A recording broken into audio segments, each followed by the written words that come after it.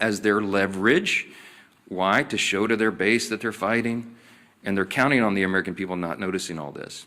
And that's the very reason why we have to come in here every morning and relay the simple truths. I mean, somebody handed me this as I was walking in here.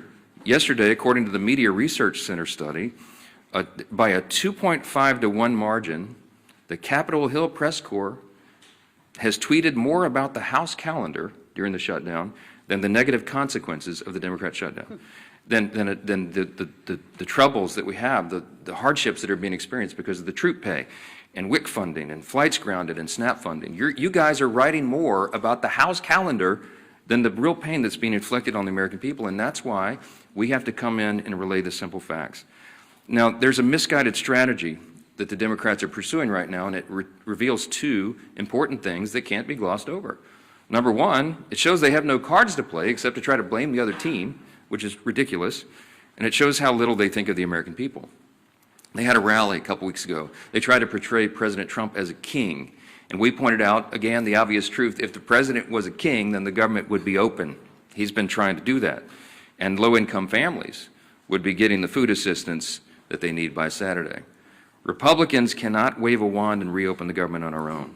We must have a handful of centrist Democrats in the Senate do the right thing. And any Democrat suggesting otherwise knows exactly what they're doing, and they insult the intelligence of the American people. And by the way, every reporter in this room when they do that.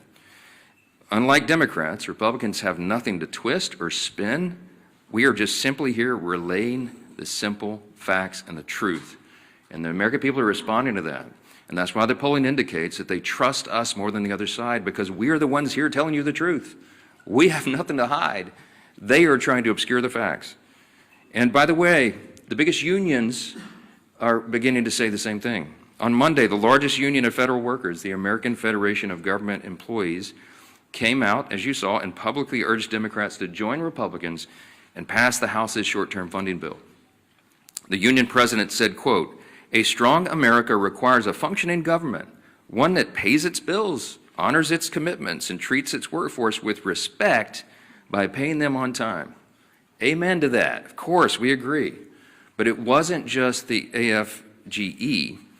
You had the same commentary, the same plea by the National Association of Air Traffic Controllers, the Coalition of Airline Pilots Associations, the NetJets Association of Shared Aircraft Pilots, the Allied Pilots Association, the Southwest Airlines Pilots Association, the leader of the Teamsters, and the New York Steamfitters Union. They're all coming out. These are the constituencies that the Democrats claim that they support, and that's why the unions came on side of the Republicans in the last election. They've had enough of this nonsense, and they've all called on Senate Democrats to end this shameful shutdown. And it is a shame. The Democrats need to be publicly prodded by their millions of hardworking Americans to just simply do the most basic function of their jobs. A rational person would read the pleas of the federal workers and conclude that it is time to end the charade and turn the lights back on. But the Democrats are not rational right now, and they've deliberately ignored the plight of all these federal workers around the country. People are going to remember this, and they should. I want to quote to you a couple of senators over there on the Democrat side. Listen to this nonsense. Senator Mark Warner, the senior senator from Virginia, and this is noteworthy because Virginia is the state with the largest number of federal employees. He claims that federal workers want him to vote against reopening the government. He literally said, quote, "I think they want us to fight this." Fight what, Mark? What are you talking about? We have a clean CR. This is not a partisan dispute. It's ridiculous. Senator Tim Kaine is the junior senator from the same state of Virginia with the largest number of federal employees, and he said, quote, "I work very closely with them, and the AFGE would not want us to cut a deal." What the heck are you talking about, Senator? There is no deal here. We're not talking about a deal. We're talking about a clean CR that all of you voted for even as recently as this year. And here's my favorite one. This is the best quote. When asked about the AFGE statement from the big union, Senator Jeanine Shaheen said, quote, "I had a conversation with the president of AFGE earlier, right after the shutdown, and that was their position then." So let me just translate for you. Senator Shaheen spoke with the head of the largest federal employee labor union. The president of that union explained to her the harmful effects of a shutdown, And then Senator Shaheen went out and voted to close the government anyway, and continued to do that more than a dozen additional times. Senate Democrats knew the pain this would cause. They knew about the missed paychecks. They knew the uncertainty of making rent for so many people. They knew about the missed meals. They knew about delayed flights. They knew that our nuclear arsenal and our national defense would be negatively affected by this, and they did not care. They shut the government down anyway to appease the far-left voices of their base. And the Democrats have some soul-searching to do. Are they going to continue to do that? Are they going to run from the far left and do their bidding? Or are they going to do right by millions of federal workers and the American people who continue to show up to work daily without pay? Are they going to do right and reopen the government so that those people are taken care of instead of the Marxist far-left base in their party? That is the question. And we pray that Senate Democrats come to their senses before the situation becomes too dire. On Saturday, this gets very real. SNAP benefits will stop flowing to all those who need it. You're talking about tens of millions of Americans at risk of going hungry if the Senate Democrats can continue this gambit. Instead of taking a simple vote to fund the government, which Senate Democrats have now had more than a dozen opportunities to do, Democrat attorneys general are suing the federal government to try to compel SNAP benefits to flow despite the government being closed and despite the fact that there is no money to do that. Congress hasn't authorized that. The contingency fund for that was something they batted down when the Democrats decided to vote against the CR and shut the government. For Democrats, there's a much easier option on the table. Just go do your job and fully fund all these programs and all these categories of people by voting for the CR. That's it. You don't have to do anything for Republicans. Just do your job for your constituents. Until Democrats recognize the pain that's gone on for so long, Republicans will be in their districts helping their constituents clean up the mess that Democrats are making and help them make ends meet and help them find the assistance, the food assistance and all these other things that they're going to have to rely upon. And joining us this morning to discuss the Democrats' shutdown impacts on our national defense and on foreign affairs is our great chairman of the House Foreign Affairs Committee and a decorated veteran of the U.S. Army, our good friend, Chairman Brian Mast. Brian? Thank you, Speaker. I think everything going on, it really puts an exclamation point on the fact that we have the greatest population anywhere across the globe. I do want to start just by saying thank you to all of our workers. We have workers whose lives are being very literally affected, and they're still coming to work every day. Those are really big, amazing people. That's our American workforce. So I just want to start by saying thank you to them, all of our TSA workers, all of our air traffic controllers, our ICE, our CBP, our State Department people that I deal with, and to put a point, maybe moving to State Department, because that's what I deal with the most, about the very serious stakes of what is going on right now. Not just with people's lives and them not being able to pay their bills, but with what's going on across the globe. To juxtapose these positions, we have President Trump in Asia right now, very literally trying to make sure that the United States of America is not cut off from rare earth minerals or other things, which is what China is literally trying to do. That's why there was a threat of another 100% tariff, because China was sending around letters saying, all you neighboring countries don't sell to America. So the president is abroad trying to protect our homeland. And we have Democrats here at home doing everything that they can to weaken our homeland. That's a difference of values. And the stakes of those values is the future of the greatest country on the face of this earth. We should pray that our adversaries would be stupid enough to say they're going to prioritize funding feminism in Africa over the food stamps of their own people. They're not that stupid, but apparently Hakeem Jeffries is, and that's a real problem for all of us here. I was on the phone with an ambassador this morning. I'm not going to say where, but we have requests for people to leave embassies abroad because of very real threats that are going on.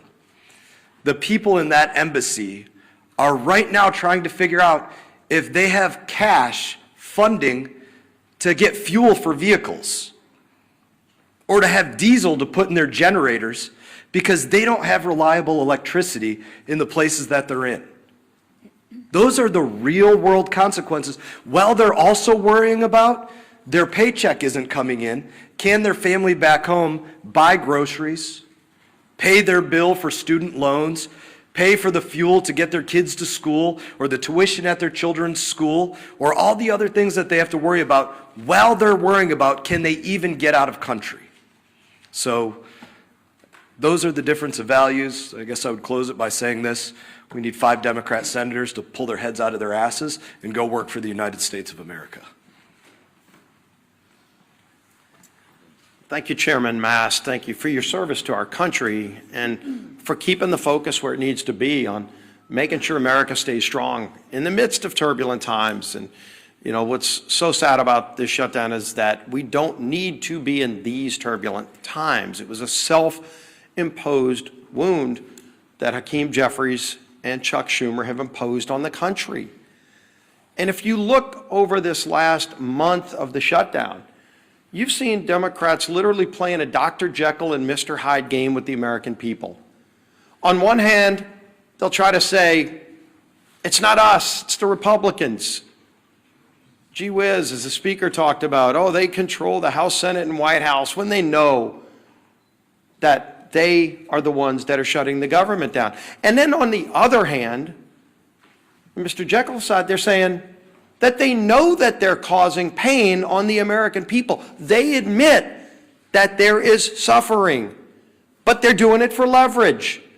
So you can't have it both ways, Chuck Schumer. You can't wake up one day and say you're going to try to blame it on the Republicans, and then on the next day, you're trying to say that, gee whiz, we know that we're causing these problems. They're admitting they're causing suffering on people, but they're doing it for leverage. And they can't even explain what that leverage is, because they just need to show their radical base that they're having a fight with Donald Trump. It's all it's been about from the beginning. You really want to know who's calling the shots in the Democrat Party? You saw it on the stage this past weekend. Bernie and AOC on the stage with the new leader of the Democrat Party, Mondami. Maybe Chuck Schumer's waiting for Mondami to let him know when he can open the government back up again. But families can't wait, because the real suffering is going to begin. It's already been happening, but it really hits home this weekend when SNAP benefits run out, and they know that. But I'm going to go through some of the lies, the myths, the things that they say when they know better. Chuck Schumer just yesterday said, quote, Republicans are in charge of the White House, the Senate, and the House, but they're refusing to do their job. Now, Chuck Schumer's been in Congress since the 1980s. And he knows that every day he's been there, there's been a requirement that you need not 51, not a majority like we need in the House. He was in the House where you did need a majority, and then he went over to the Senate where it's always been a requirement that you need a supermajority. And in fact, when they changed the rules, it's not a standard or a custom, it's an actual Senate rule that you need 60 votes. The rule used to be higher. And in 1975, many of you might have thought Chuck Schumer voted for that rule. He came in just a few years after. In 1975 is when they lowered the threshold to 60 votes. It used to actually be a higher standard in the rules. And so every day Chuck Schumer's been in Congress, it always took more than a simple majority, in fact, 60 votes to pass these kinds of bills through the Senate. And he knows that. So you'd ask, well, why is he trying to lie and mislead the American people? When he makes a statement like that, he knows he's trying to mislead the American people. And yet on other days, he does admit he knows he's causing suffering, but he's doing it for leverage. And so this game back and forth is what the American people are sick and tired of. Hakeem Jeffries, quote, we didn't view the current bill as anything other than a partisan Republican spending bill. He knows good and well that it was a clean CR. If Democrats still to this day don't know the difference between a clean CR and partisan bills, did they stop reading the bills? because they used to vote for these bills just since 2017. Go look at the facts. Speaker likes talking about the facts. Facts are important here. Since 2017, 30 different CRs, 30 times CRs have moved to keep the government open. And do you know, 29 of the previous times Chuck Schumer's voted yes. 29. This 30th time is the only time Chuck Schumer has voted no. And of course you'd say, well, then what's changed if he's voted? 29 out of 29 times before this, he voted for clean CRs. What's changed? This is a clean CR. What's changed is the Democrat Party has changed. Mondami is now running the party. That party has changed. But the American people still have the same needs. The American people, again, the clean CR doesn't solve our differences. We still have big differences that we need to go negotiate, but let's just do it while the lights are on without the American people being held hostage. And of course, the final myth that's been out there for the beginning of this whole shutdown that we've debunked many times, that it's, quote, a total effing lie. That was Chuck Schumer's word. I think he actually used the word itself. That Democrats support free taxpayer-funded health care, free legals. That was Schumer saying that. And then, of course, when you read his alternative bill, his list of hostage demands, the $1.5 trillion spending bill, it includes in it a provision that repeals the verification we put in that says illegals can't get free health care. And CBO, not us, CBO said that would cost $200 billion in taxpayer health care benefits going to illegals. They know that. Of course they know it. And so why would they want to try to mislead the American people by over and over again making those statements? So here you can see it. Time and time again, the SNAP benefits comment the speaker talked about. They were warned in early October that 42 million people could be at risk in just weeks of losing their SNAP benefits if they didn't open the government. They knew that. And they want to play this game of chicken, this Jekyll and Hyde, one day trying to blame everybody but themselves, and then the other day taking ownership and admitting they're causing suffering, but they want to do it for leverage. You can't have it both ways. And more importantly, the American people are feeling the suffering. And this weekend, that suffering gets worse. And we have voted over and over again to prevent the suffering. It's not necessary. It shouldn't happen. And there's a way to avoid it. All they need to do is today, just 5 Senate Democrats need to get courage and say, we're not going to take our orders from Mondami or whoever else it is that are calling the shots over there. We're going to do the right thing and open this government back up so we can get into that negotiation over all of our differences, which are many. But just don't hold the American people hostage while that goes on. That'll bring up our whip. Tom Emmer.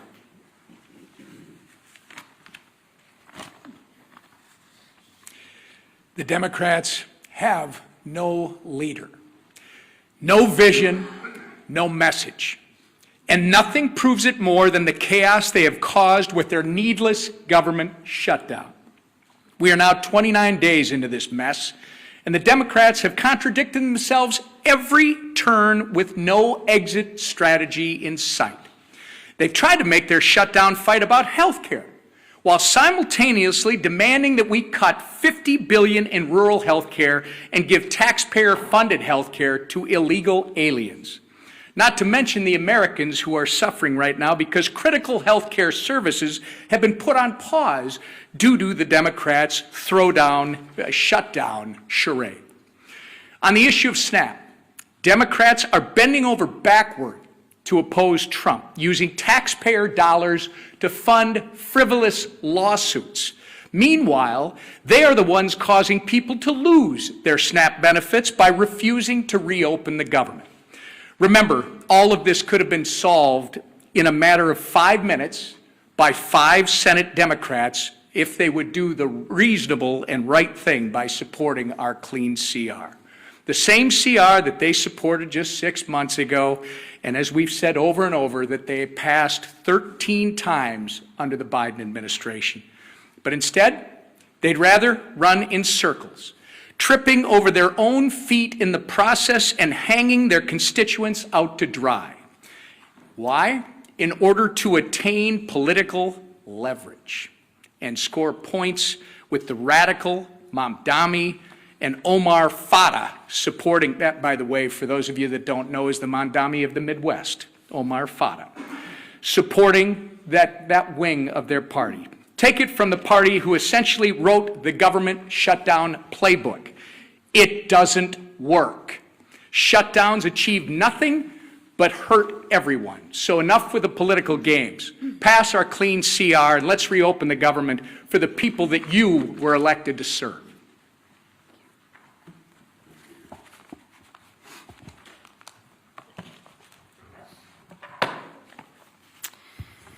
Well, good morning, everybody. Good to see you again.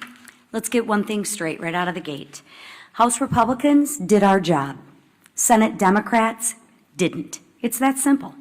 More than 1 month ago, under the leadership of Speaker Mike Johnson, the House passed responsible legislation to keep our government, your government, open. Meanwhile, Senate Democrats voted again and again to keep it shut down. So before anyone throws around cheap insults like one Democrat member did on social media this week, and I'll just read it. Lazy Mike Johnson has made himself irrelevant and pointless.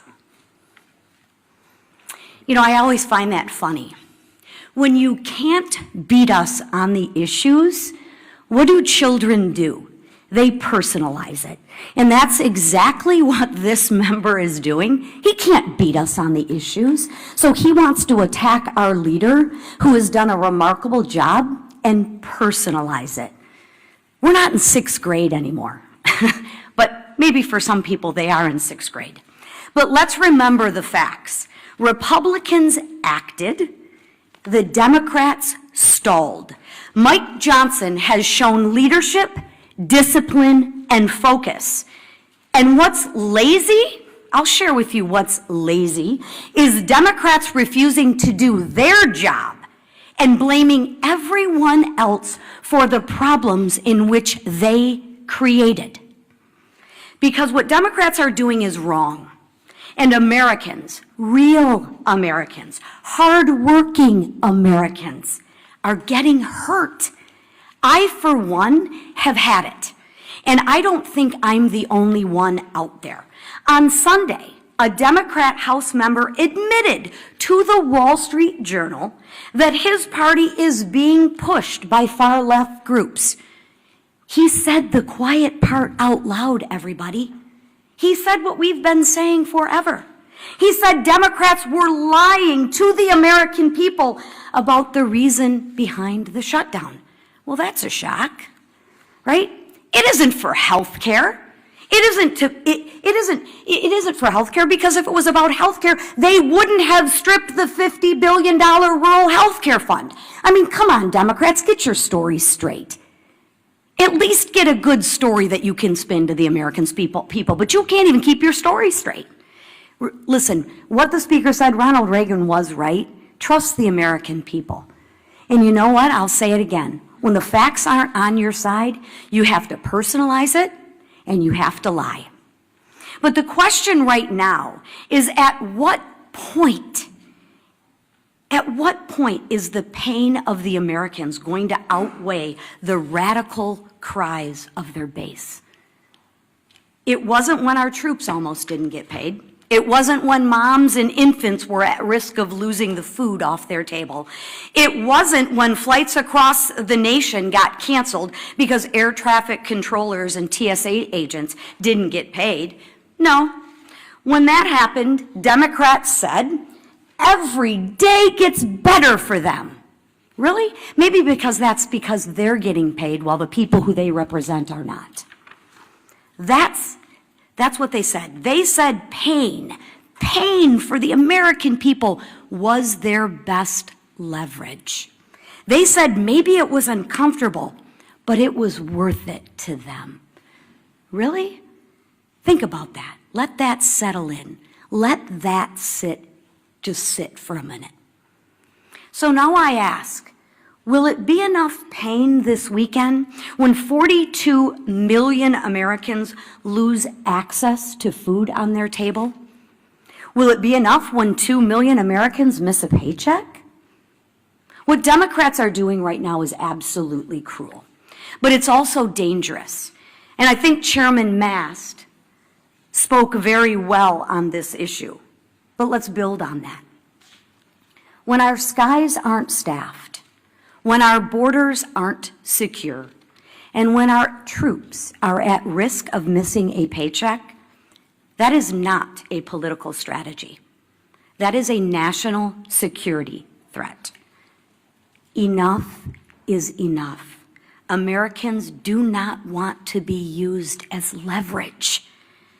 And they don't want to be used as leverage for another $1 trillion of wasteful spending. They work way too hard for their paychecks. They want relief, they want leadership, and they want results. Democrats, please, I implore you, do what's right. Democrats, do what's right. End the shutdown. End the suffering for the American people. Stop, as you say, leveraging the pain. Vote for the Clean CR funding bill and let America move forward. Thank you. All right, questions? Manu, go ahead. Given how dire the feeling that you expressed for so many Americans right now, how do you justify the administration giving this big, massive bailout to Argentina, as well as calling for an increase in beef imports from Argentina? Look, we give foreign policy, the execution of foreign policy to the executive branch, and that's what the president is doing right now. There's lots of nuances about that. He's involved in negotiating trade agreements around the country to the great success and benefit of the American people right now. Dozens of them being worked out. He's overseas right now doing the same thing. And what he accomplished in Japan is a remarkable thing for the American people. And by the way, they've agreed to invest $550 billion into America, and that's good for everyone. So I can't get into the nuances of every single trade agreement with every country around the world, but we're going to trust the president to do what he's doing. He's had a remarkable track record of success for the American people, and nobody in this room can refute it. So I'm going to leave it right there. Chad, let's talk about the government shutdown. It's the main important thing right here. Chad, go ahead. Can you talk about some of the members in, excuse me, can you talk about some of the members in your conference who have expressed concern about the House being out, or saying that this has gone on, too long, we need to maybe have another CR, or take another approach, or do something on healthcare? Yeah. Can you talk about what that is like, and some of the things that you're hearing from your members who are saying, this is really going on? Well, you all know what I'm hearing from my members because our calls are leaked every week, and we had a conference call with almost everyone yesterday. By our count, there's about 3 to 4 members of the House Republican Conference who have only mildly questioned working in the districts as opposed to being here on the floor. And we talked through that in as much detail as we can on a call that I know is being printed on the front page of all the papers the next morning. But I can tell you that 99% of all the Republicans in the Senate and the House heartily agree with what we are doing. They understand the most important thing and the most important function and the basic and most simple thing that government must do is keep its operation going for the people. That is the first job of Congress. And when we can't do that, everything is paralyzed. And so we have made that the number one emphasis. We need the Senate Democrats to do what they have always done in the past. Don't make me tell you all the facts again. 13 times during the Biden administration alone, they voted on CRs to keep the government going. They know the pain they're inflicting. They do not care because they're more afraid of the radical left Marxists in the base than they are the American people. That's plain and simple. And so it's painful for them, for us to get up here every single day and relate again the simple truths. We have to do that. The repetition is what makes the truth saturate, because most of the mainstream media is giving us headwinds. They're pushing back, as I just demonstrated from you from the results. The research proves what we know intuitively, that the mainstream media, most of the legacy media, is parroting the talking points to the other side. You are not asking Chuck Schumer the hard questions. You're not asking Hakeem Jeffries the hard questions. Not enough of them. They're hiding. And they think that they can appease the radical base because they're more afraid of the voices of the far left corner of their party than they are everybody else. And I think there's going to be a big price to pay for that in the future. Yes, sir, right here. Religion News Service has tracked 5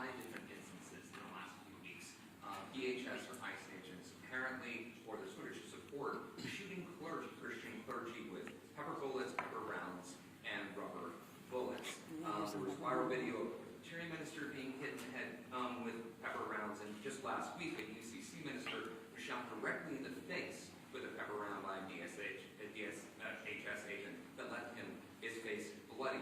I know that you've advocated for religious freedom in the past and celebrated the president's decision to pardon anti-abortion demonstrators. Do you share the concern of these clergy? This is a religious freedom issue that's emerging between the administration and the clergy. I can't comment on any of those instances. I haven't seen or heard any of those videos, so I'm not going to comment about it. But I would say, hold on, wait a minute. Let me answer you. Hold on. Thank you. You asked the question.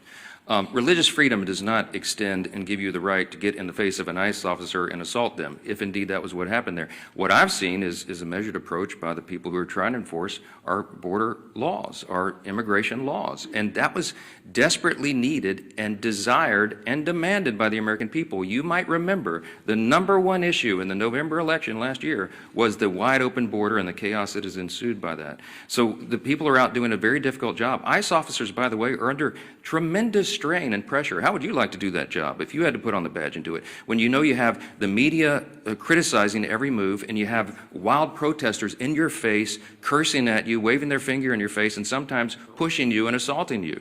Okay, it's a dangerous, risky job. Thank the Lord that there are people who are willing to do that difficult job, to put on the badge and show that kind of courage. We should be on the side of law enforcement, and anybody who's trying to disrupt those operations, they need to be handled the right way. Now, look, all of us want the law to be enforced. We are the rule of law party. Chaos is not an American virtue, the rule of law, but you have to have order and you have to have peace and you have to have some people who are brave enough to put on the uniform and go ensure that. So get out of their face and let them do their job. That's what I would say. Down here, yes, ma'am. We're getting closer to the November 21st deadline for the CR that you guys passed. We're almost 3 weeks away from that. Is it time to bring the House back to pass a new CR with a new date? Is fewer than 3 weeks enough time to finish appropriations? Wouldn't that be a futile exercise when we have a CR that's been sitting over there since September 19th? If I brought the House back and we passed another CR, it would meet the exact same fate from Chuck Schumer. He would mock it, they would spike it, and they would try to blame it on us. So what would be the point of that?